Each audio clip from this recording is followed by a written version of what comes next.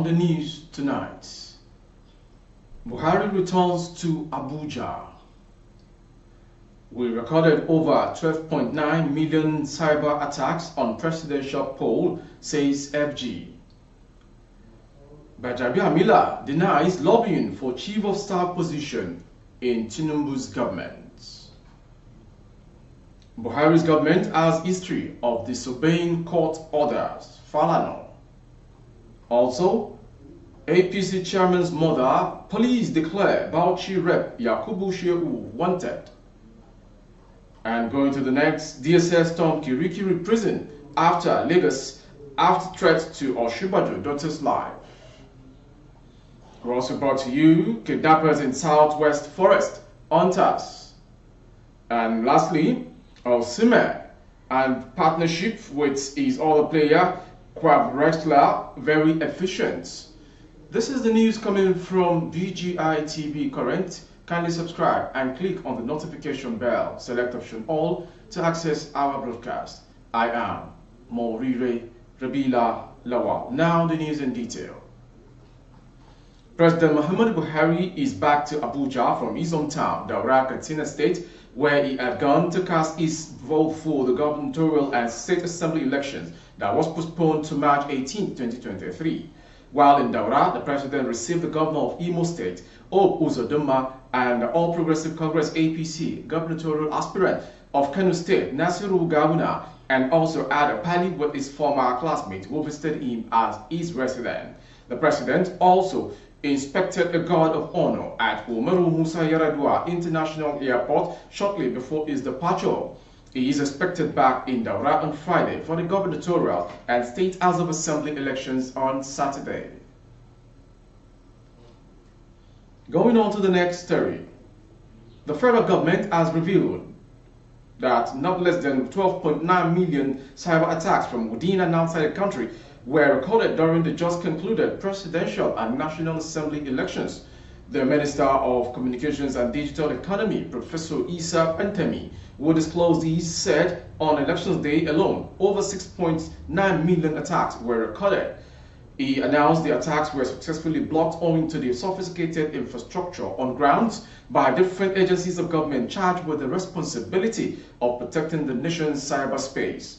Pantemi commended President Muhammadu Buhari for providing the enabling environment for agencies of government to perform their assignment without let or hindrances. The minister, in a statement by his media aide, Uwa Suleiman, noted that in the build-up to the presidential elections, threat intelligence revealed an astronomical increase in cyber threat to Nigeria's cyberspace.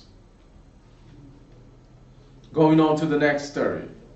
Speaker of the House of Representatives, Femi Gbajabiamila, has denied rumors that he is lobbying to become Chief of Staff to President-elect Bola Tinubu. Gbajabiamila was absent when elected members of the National Assembly were at the International Conference Center (ICC) in Abuja to receive their certificate of return.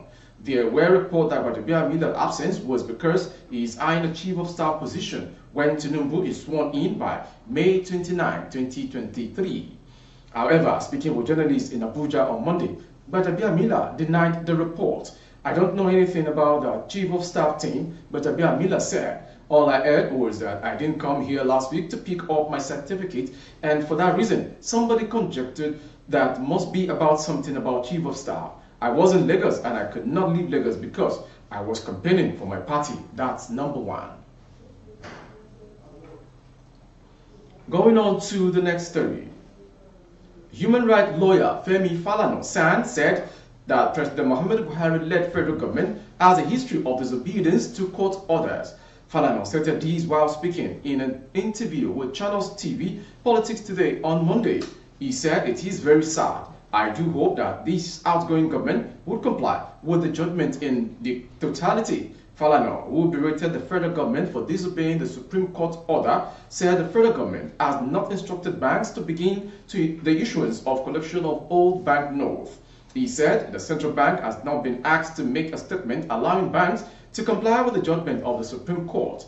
Again, as I said before now, this can only happen in the Banana Republic.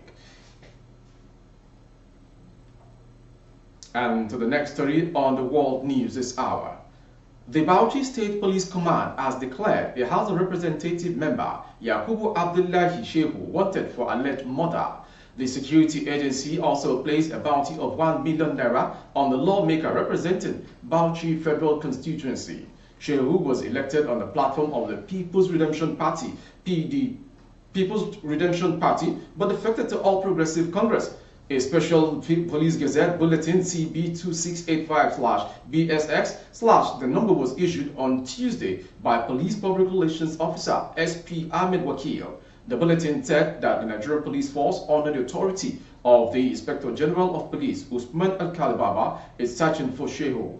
The politician is wanted in connection with a case of criminal conspiracy, causing grievous hurt, inciting disturbances of public peace, and culpable homicide. The police want valid information that will lead to the arrest of an interrogation for the arraignment on criminal charges. And going back to Lagos State from the north, the Department of State Services, DSS, has deployed its operative to Atkirikiri maximum security prison in Lagos. Daily Post learned on Tuesday. The personnel, said to be more than a dozen, arrived at the penitentiary located in the Apapa area late afternoon of Sunday, March 12th. Their presence is linked to an alleged attempt on the life of one of the daughters of the Vice President, Yemi Oshibajo. Oshibajo, a former Commissioner of Justice in Lagos, and his wife, Dolapo, have two daughters, Damilola and Koinsola, and a son, Finyifulua. Since arrival at Kirikiri, the DSS agents have been patrolling inside and outside the premises in search of an individual who issued a serious threat. Information gathered that the target, suspected to be an inmate, used a mobile phone with a Secret Service tracked to the location. The DSS has been there since Sunday evening, and of course, their presence has brought about some panic. The officers believe the person they are looking for is in one of the cells or somewhere around the prison, a source hinted. DSS Public Relations Officer Peter Afunaya requested a text message when contacted for a reaction. There was no reply as of time of filing this report. Moving on to the next story. The National President of Solidar Hunters and Security Association, Dr. Nurini Anabi, has said there are still hundreds of bandits and kidnappers who are hibernating in the forests of southwest states. He gave this hint while speaking with newsmen in Ibadan. According to the hunters president, all the hideouts of the bandits have been discovered, and very soon the hunters will start combing the forest where they are hiding. Information moves forward. When asked how he discovered the hideout of the bandits, he said as hunters, they are always in the bush, adding that it was during the hunting expedition that they sighted the kidnappers. And he said kidnappers are still in our forest in the 6th state of the southwest. They have not gone away. They only suspended kidnapping. I will plead with our leaders in the zone to be careful and vigilant. And to the next story. Operatives of the Ogun Police Command have arrested a 33-year-old woman, Ifeoma Osai, for allegedly killing a 50-year-old landlord, Monday, Surulere Oladele, over a minor disagreement. Our correspondent reported that the suspect was arrested following a report lodged at Songota Divisional Police Headquarters by one Olale Taiwo. Taiwo had reported to the police that his brother Oladele had a fight with his tenant over an electricity bill, and in the process, the said tenant grabbed his manhood and dragged him with it. According to him, the landlord fell on the ground and he was rushed to the General Hospital, Ota, where he was later confirmed dead.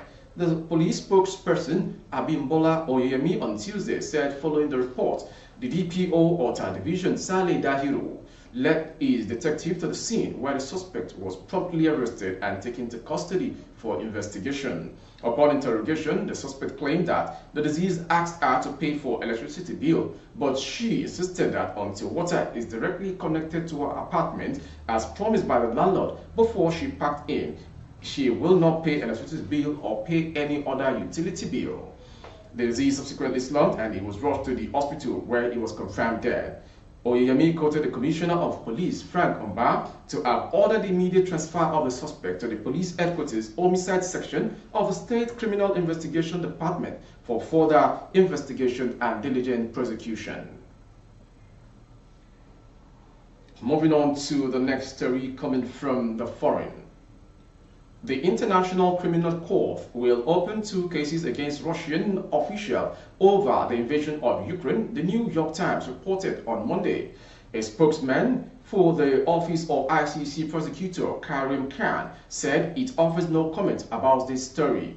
In its report, the New York Times said the first case involved Russia's alleged abduction of Ukrainian children who were then sent for adoption or to re-education camps. The second case alleges that Russian forces deliberately targeted civilian infrastructure such as power and water plants while missiles attacked these facilities.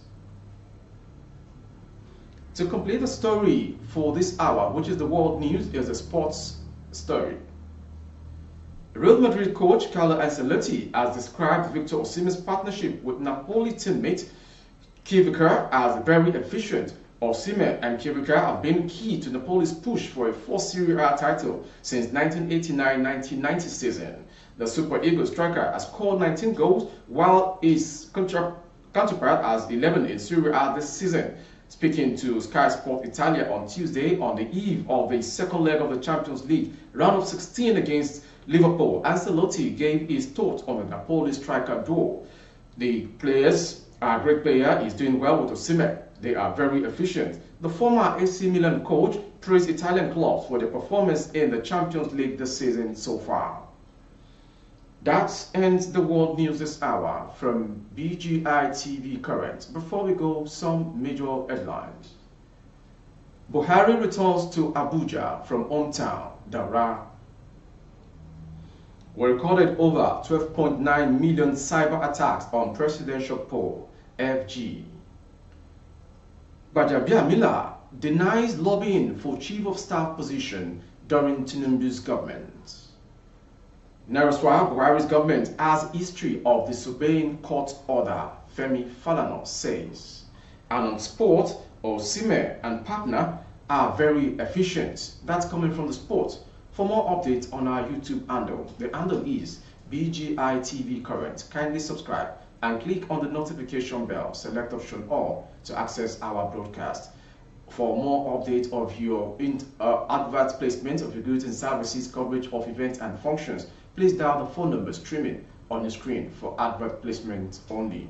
I am Morire Rebila Lawal. Good evening. Oh, na, na, na.